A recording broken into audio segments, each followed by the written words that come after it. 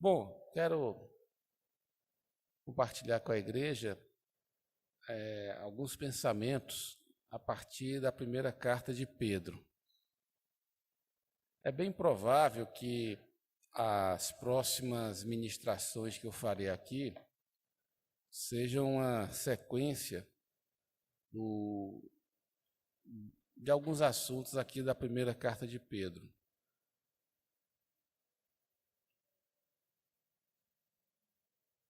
Primeiro Pedro, capítulo 1, versículos de 1 a 7. Deixa eu só me organizar aqui, porque esse caderno aqui é diferente do que eu usava. O que eu usava já está cheio, né? Ele ficava aberto sozinho. Esse aqui eu vou precisar botar um peso. 1 Pedro 1, de 1 a 7, lemos o seguinte: Pedro, apóstolo de Jesus Cristo, aos estrangeiros dispersos no Ponto, Galácia, Capadócia, Ásia e Bitínia, eleitos segundo a presciência de Deus Pai, em santificação do Espírito, para obediência e aspersão do sangue de Jesus Cristo. Graça e paz vos sejam multiplicadas.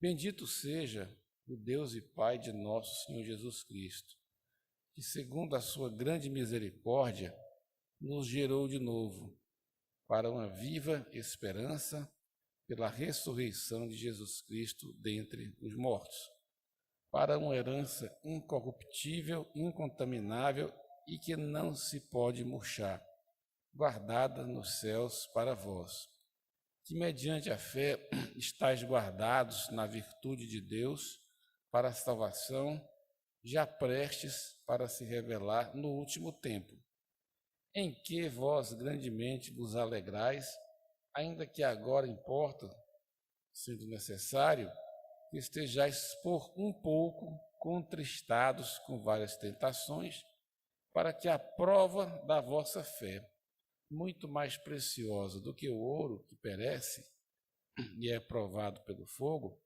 se ache em louvor e honra e glória na revelação de Jesus Cristo. Queridos irmãos e irmãs,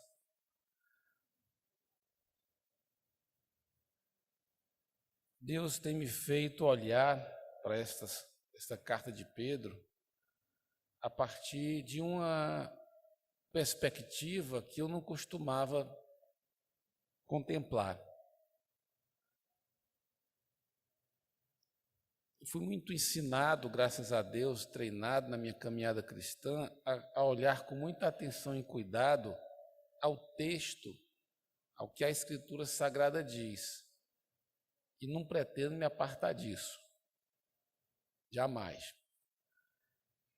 Só que, ultimamente, o Senhor tem me feito lembrar que, nesse caso aqui, Pedro, ele foi uma testemunha que o próprio Jesus escolheu para cumprir um papel muito importante para a igreja de todos os tempos. E mais, Pedro, a história dele está em grande medida contada nos evangelhos, no livro de Atos dos Apóstolos e em algumas passagens das cartas de Paulo.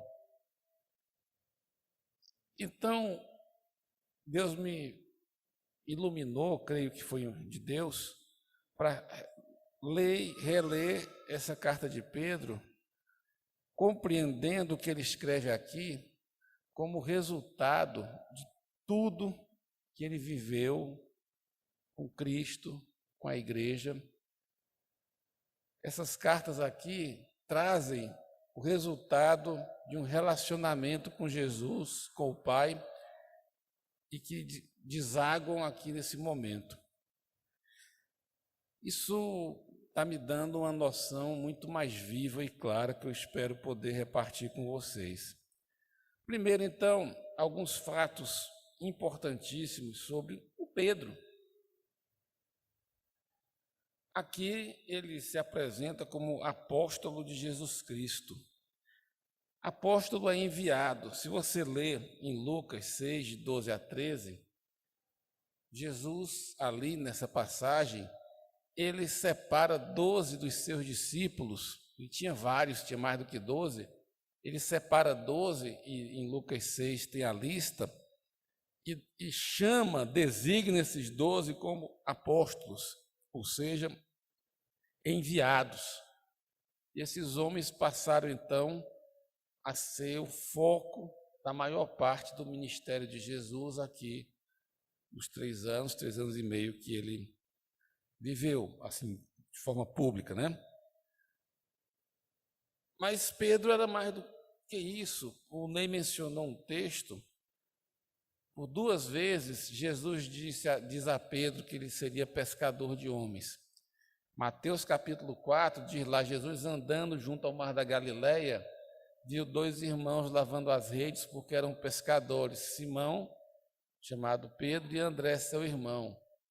E vendo-os, disse, vinde após mim, e eu vos farei pescadores de homens. E o texto que o Ney mencionou está em Lucas 5, depois de uma pesca miraculosa,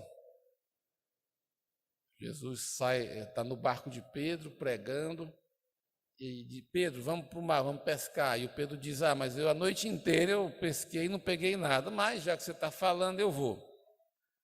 E Jesus diz, lança a rede aqui, as redes. E aí as redes vêm arrebentando de tanto peixe, e enche o barco, e Pedro se ajoelhou e disse, Senhor, se afasta de mim, que eu sou pecador. Jesus disse, não temas, de aqui em diante serás pescador de homens. Pedro também foi designado por Jesus como pastor das suas ovelhas. Aqui essa passagem vale a pena que leiamos. Evangelho de João, capítulo 21, versículos de 15 a 18. João 21, 15 a 18. Nessa passagem, Jesus comissiona Pedro também no papel, no ministério de pastor. João 21, 15 a 18. Depois de terem jantado, disse Jesus a Simão Pedro, Simão, filho de Jonas, amas-me mais do que estes? E ele respondeu, sim, Senhor, tu sabes que te amo. Disse-lhe, apacenta os meus cordeiros. Tornou a dizer-lhe 2ª vez, Simão, filho de Jonas, amas-me? Disse-lhe, sim, Senhor, tu sabes que te amo. Disse-lhe, apacenta as minhas ovelhas. Disse-lhe 3ª vez, Simão, filho de Jonas, amas-me? E Simão entristeceu-se por lhe ter dito 3ª vez, amas-me? E disse-lhe, Senhor, tu sabes tudo, tu sabes que eu te amo. Jesus disse-lhe, apacenta as minhas ovelhas. Vou parar aqui. Pedro era pescador de peixes e Jesus o transformou em pescador de homens. Jesus o escolheu como apóstolo, enviado, que iria pregar o Evangelho. O Evangelho de João também diz que aqueles homens eram testemunhas escolhidas por Jesus para prosseguir na obra. Está lá ali nos capítulos de 14 a 16 de João.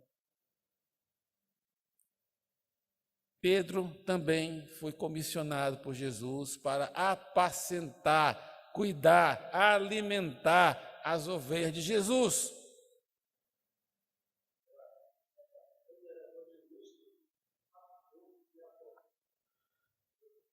E testemunha. E aqui nessa carta, voltando a ela, nós encontramos Pedro, já muitos anos de ministério acumulado, nós o encontramos desempenhando, já um homem maduro, já um homem experimentado, tudo que o Senhor o comissionou. E nós encontramos esses papéis de Pedro, esses ministérios, refletidos aqui nessa carta. para começar aqui no seu papel de apóstolo, e apóstolo a quem foram dadas as chaves do reino.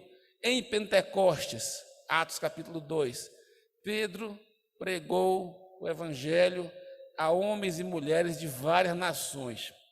E se você comparar Atos 2 com 1 Pedro 1, Ponto, Capadócia e Ásia são localidades, são regiões das quais haviam vindo pessoas lá no dia do Pentecostes e que ouviram a pregação de Pedro.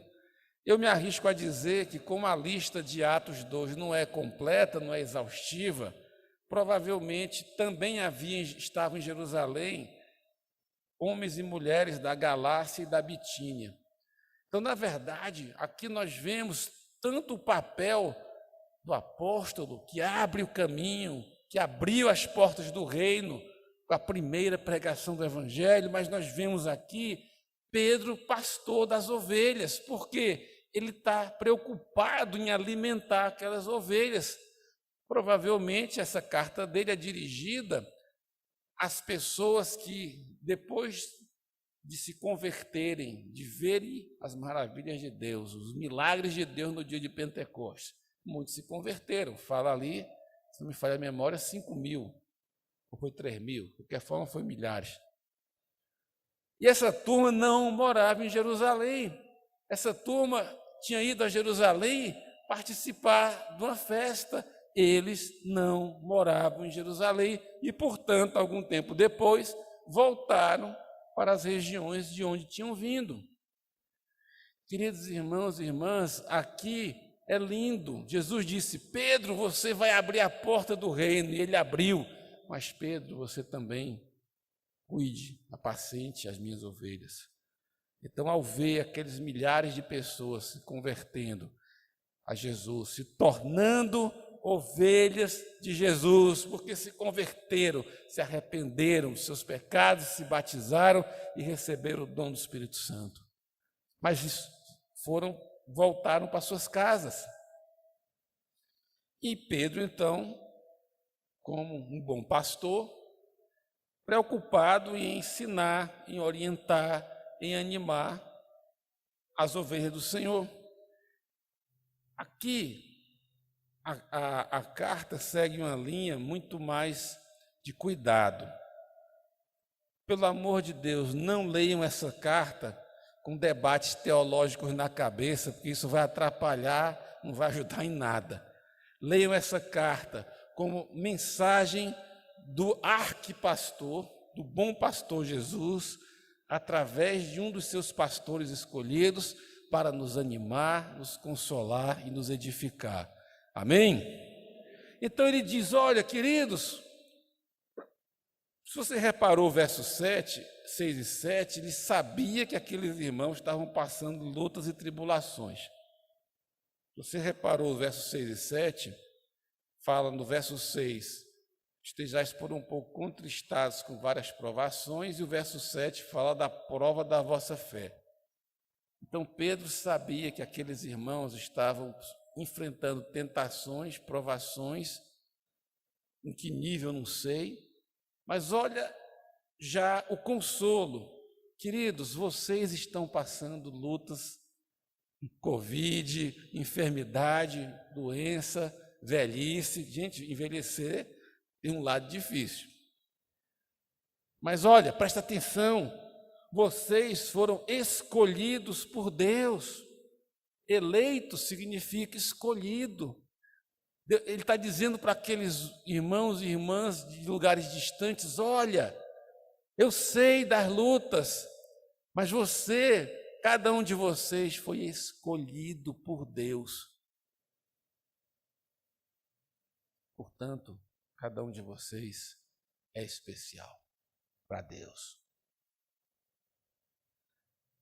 E quando ele diz aqui, de acordo com a presciência, é o seguinte: mais adiante nesse capítulo, Pedro vai dizer que o sangue do cordeiro morto, o sangue de Cristo, o sangue do cordeiro morto, foi conhecido antes da fundação do mundo. Ora, se o Pai sabia tudo o que ia acontecer com Deus Filho, com Jesus, que ele iria encarnar, queria viver o que viveu, derramar seu sangue, morrer e ressuscitar, antes da fundação do mundo, Deus já sabia de tudo sobre Jesus. Quer dizer também que antes da fundação do mundo, Deus já sabia tudo sobre você. Tanto é que no Salmo 139 diz lá que os nossos dias já foram escritos e estão determinados no livro de Deus. Irmãos, mas isso não é para debate teológico estéril, isso é para consolo, porque Deus me conhece. Eu não morri dia 7 de fevereiro porque Deus não quis. O Ney estava lá, Su também. Eu podia ter morrido, podia, mas não era o dia. Na conta dos meus dias diante do Pai, não, isso aqui não é hora não. Aliás, eu falei uma bobagem pretensiosa naquela época, porque eu, na minha vaidade espiritual, disse: Pai, eu estou pronto. É claro que eu não estava pronto. Se eu tivesse pronto, eu tinha ido. Pai, agora eu demoro, mas aprendo. Sou meio lento, mas eu aprendo. Se eu tivesse pronto, Deus tinha me levado. Ora bolas, Horácio, para de falar besteira. Mas olha que consolo, irmãos, eu e você, Deus já olhou a tua vida inteira antes de você nascer. Deus conhecia cada um dos seus dias, Deus conhecia cada uma das suas lágrimas, Deus conhecia cada um dos seus sentimentos, de alegria, de tristeza, de isolamento, de desespero. Deus já conhecia todos os seus dias, porque Ele é a presciência. E mais, mesmo sabendo de tudo sobre você e sobre mim, Ele nos escolheu. Ele não me escolheu porque eu enganei Ele. Não, Senhor, eu vou esconder isso aqui. Se Deus souber disso, ai, rapaz, irmã, Ele já sabia de todos os detalhes da minha vida, dos meus pecados, dos meus erros, de tudo, absolutamente tudo. E aí, mesmo assim, Ele disse: eu quero, eu escolhi você. Percebe, irmãos, que isso aqui é para consolo. Isso aqui tem um poder de acolher, de animar. Deus já sabia que ia ter pandemia, claro que sabia. Ele sabia até que Jesus ia morrer e dar o sangue antes da fundação do mundo. Então ele já sabia que ia ter pandemia, sim. Claro que já sabia.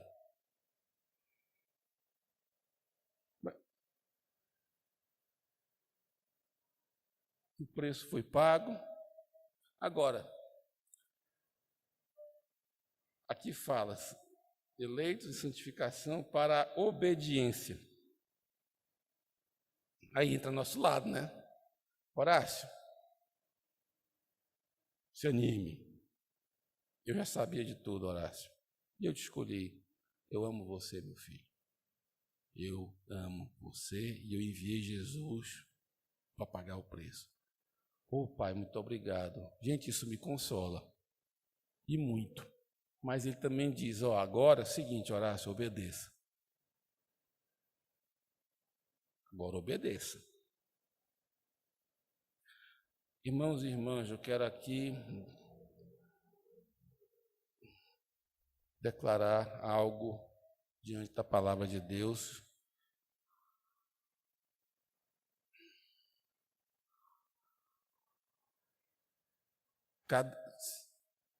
Eu sei que alguns de nós possivelmente estamos passando por momentos ou períodos de profunda tristeza, porque essa onda de tristeza está varrendo o mundo e também nos atinge.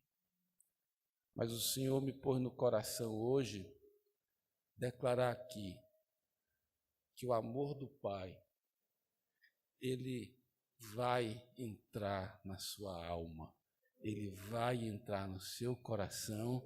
Basta que você ore e creia em qualquer momento, pode ser agora, pode ser na sua casa, mas olha, a tristeza chegou ao fim, porque Deus escolheu você. Porque o Pai te ama. Não sinta vergonha se você se sente triste, desanimado, abatido, em profunda tristeza. Esse ataque do diabo está varrendo o mundo. Mas tome por fé e diga: o meu Pai me ama, Ele me criou de propósito e Ele me quer. Pai, eu abraço o teu amor. Sabe o que vai acontecer? Vem, se é que já não está vindo agora, porque o Senhor me disse que durante essa ministração Ele ia operar no espírito de alguns de nós. Se é que não está acontecendo agora, de vir na tua alma uma alegria, o óleo da alegria, um contentamento, um aleluia, um glória a Deus.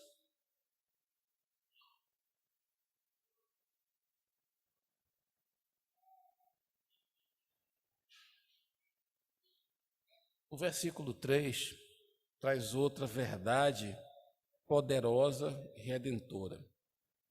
Bendito seja o Deus e Pai de nosso Senhor Jesus Cristo, que segundo a sua grande misericórdia, nos gerou de novo pela ressurreição de Jesus Cristo dentre os mortos. Pedro ouviu de Jesus o ensino de que importa, você tem que nascer de novo. O João deve ter ouvido a conversa de Jesus com Nicodemos e contado para os outros: olha, Jesus falou que tem que nascer de novo. Tanto é assim que até o final desse capítulo, no final dele, na verdade, Pedro fala do novo nascimento. Como ele fala aqui, ele nos gerou de novo, porque quem não nascer da água e do Espírito não pode ver o reino de Deus.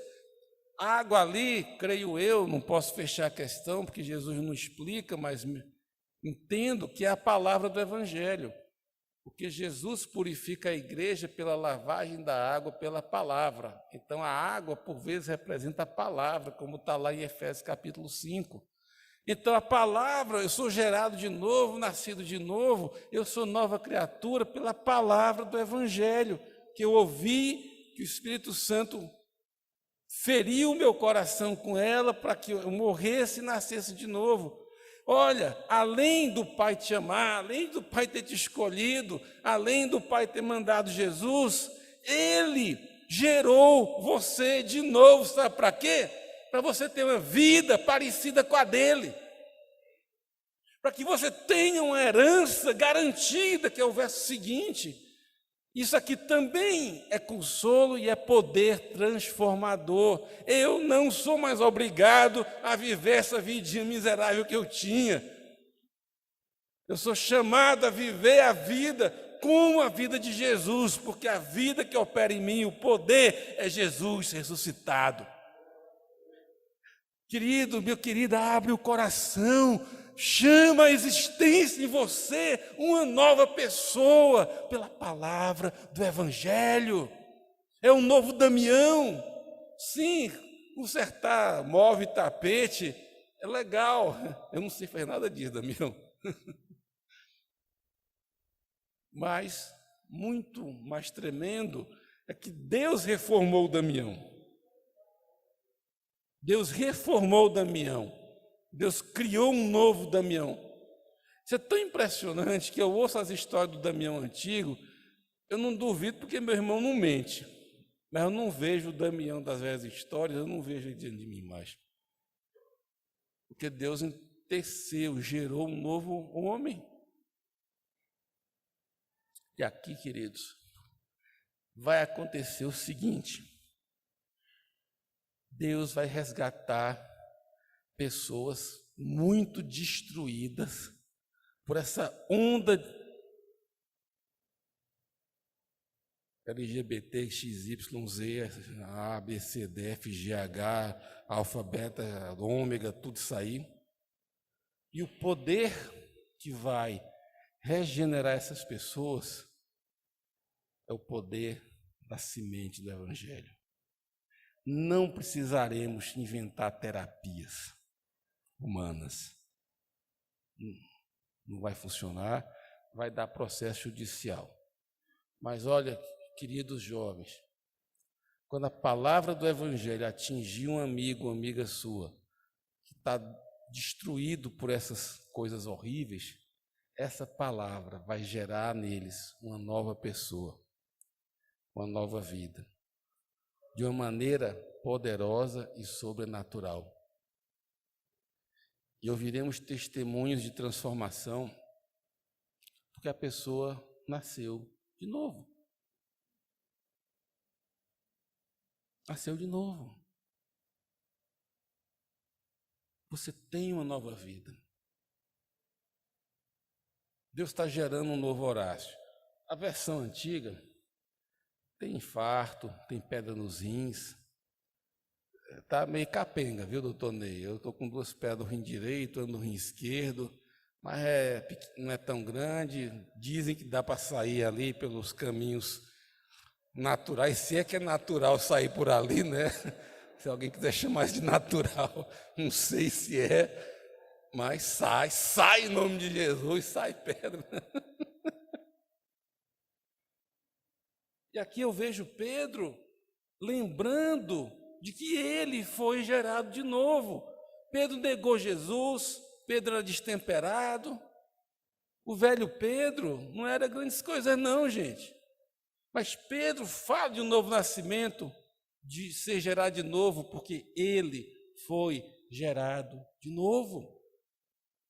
Ele era Simão, filho de Jonas, pescador de peixes. A palavra do Evangelho fez nascer Pedro, filho de Deus, pescador de homens. Outro Pedro. Muito diferente.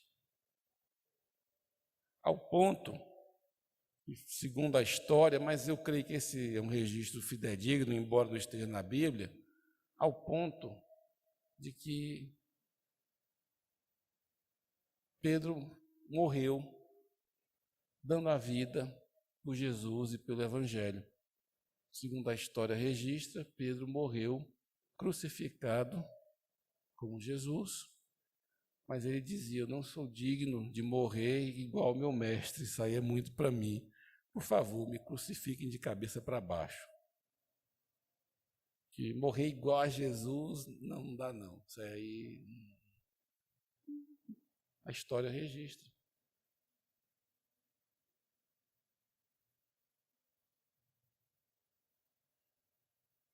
Vou concluir hoje, eu li até o verso 7, mas eu vou concluir no verso 4. E fala de uma herança. Nós nascemos de novo, temos um novo pai. Nós não éramos povo, agora somos povo. Nós éramos estrangeiros e alheios à aliança, agora nós somos povo de Deus. Tanto é que vai estar lá no capítulo 2, verso 9.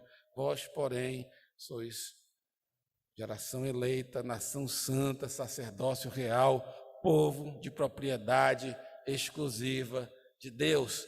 Isso mostra Pedro transformado, porque ele fala isso para pessoas que não necessariamente eram judias. Ele vai chamar de nação santa, um povo que, na versão do Pedro velho, não, isso aí não é judeu, isso é gentio, deixa para lá. Um novo nascimento. E o verso 4 fala de uma herança que para nós está guardada. Guardada aqui é o sentido de reservada. O sentido aqui é como um exemplo interessante dessa guardada nos céus. Você lembrar de João, capítulo 2, nas bodas de Caná, em que Jesus transforma água em vinho, e o mestre de cerimônias lá, como é que chama hoje aí as pessoas que comandam os casamentos? Oi? Pois é, o cerimonialista lá, que tinha a programação lá, agora você vai por aqui, agora não sei o quê e tal. Hoje em dia é tão complicado casar, ainda bem que eu já casei faz tempo. Antes era mais fácil. Eu entrei com a Su, nós dois chegamos lá na frente, o pastor estava lá, nós casamos e estamos aí. Mas disse lá o mestre de cerimônias, o arquitriclino, como diz as versões antigas, quando provou o vinho que Jesus fez, não era um vinhozinho qualquer, era um vinho, né? Ele disse, olha, você guardou o vinho bom até agora. É o mesmo sentido de guardar aqui. Essa é a mesma palavra. Deus guardou para você, o teu Pai, deixa eu te contar um negócio aqui. O teu Pai celestial guardou para você o melhor vinho, a melhor herança no céu. Está guardado. Alguém pode ir lá tomar? Não tem jeito, cara. Alguém pode baixar um decreto congelando e te negando acesso? Cara, não tem isso não. Você tem um tesouro no céu. Pedro, ele vivenciou isso. Vamos acompanhar aqui. Pedro ouviu Jesus dizer, não acumuleis para vós outros tesouros na terra, acumulai tesouro no céu. Mas ele demorou a entender. Tanto é que, se a gente lê em Mateus 19, vamos ler aqui, Pedro, ainda versão anterior, né, versão ainda bugada, como diz aí o pessoal da informática, o Pedro anterior tinha uns bugs lá, né? Tinha uma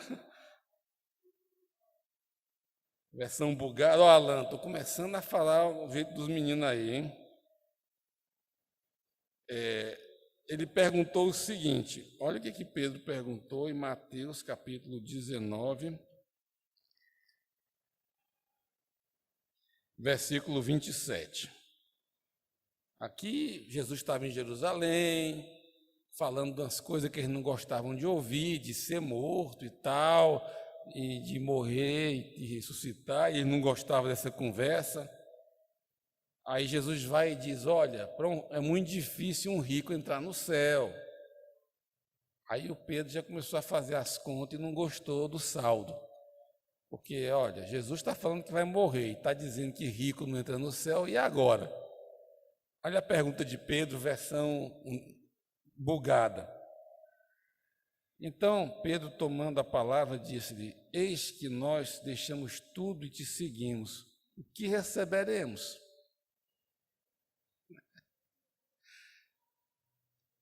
Irmãos, isso é tremendo. Claro, ninguém começa no último ano. Ninguém começa engenharia pelo 5º ano. Pedro me representa, porque ele percorreu um caminho para ir conhecendo o Senhor e a palavra. Ele me representa, porque eu sou assim. Eu tenho que ir aprendendo. Então, nesse momento aqui, de Mateus 19, 27, a visão de valores de Pedro era terrena. Senhor, eu deixei o barco, não sei quanto é que custa um barco lá no Mar da Galileia, sei lá, vamos dizer que valia aí X mil denários. Eu também deixei um estoquezinho de peixe, umas redes lá, tem lá um registro do cartório eu deixei umas coisas lá. E Jesus está dizendo aqui que vai morrer. Aí ele fez a pergunta, que às vezes pensamos, mas não falamos. Senhor, eu deixei tudo. Eu vou receber o quê? Agora volta para 1 Pedro. Oh, irmãos, vocês têm uma herança incorruptível, que não deprecia. Tem lá a expressão de imarcessível, o que não pode murchar, significa o seguinte, que lá não tem inflação. Portanto, o que está guardado lá não perde o valor. Lá não tem preço de mercado, dado pela demanda e a oferta. As coisas de valor que Deus guardou para você lá não perderão jamais o seu valor. E agora encontramos Pedro falando de tesouros nos céus. E não falando dele, falando para os outros. Ele até parou de pensar no suposto prejuízo dele. Ele está dizendo, irmãos, vocês que estão sofrendo, sendo provados, Deus escolheu vocês, Deus já sabia de tudo, Deus mandou Jesus.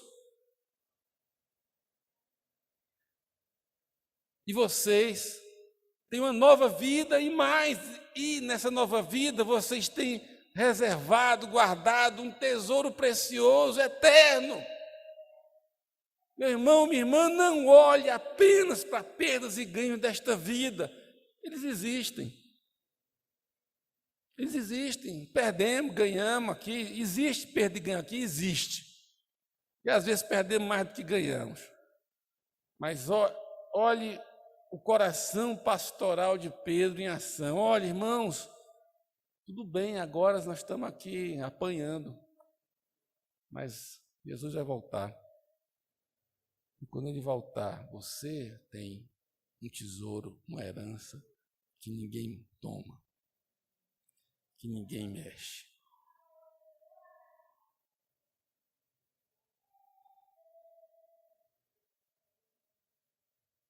Então, queridos irmãos, que essas palavras do pastor Pedro alimente o teu coração como estão alimentando o meu. Que essas palavras do apóstolo Pedro, que fala de um Deus que sabe tudo de antemão e que nos escolheu para que obedeçamos, nos direcionem. E, sobretudo, queridos, que essa vida nova, essa vida eterna, cheia do amor, cheia de alegria, cheia do amor do Pai, com o óleo da alegria, você vai rir, você vai dar risada, desde já. Mude a nossa alma, quebre os grilhões dos sentimentos negativos e te coloque na rocha que é elevada demais para você e para mim, e nós não alcançaríamos. O que diz o Salmo, lindo esse Salmo, não lembro agora a referência, que Deus me coloca ou me leva para a rocha que é alta demais para mim, está fora do meu alcance, é para lá que Deus me leva, para a casa do Pai.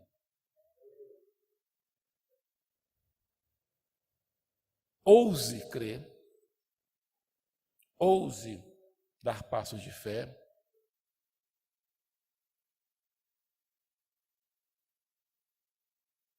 Vamos orar e terminamos aqui.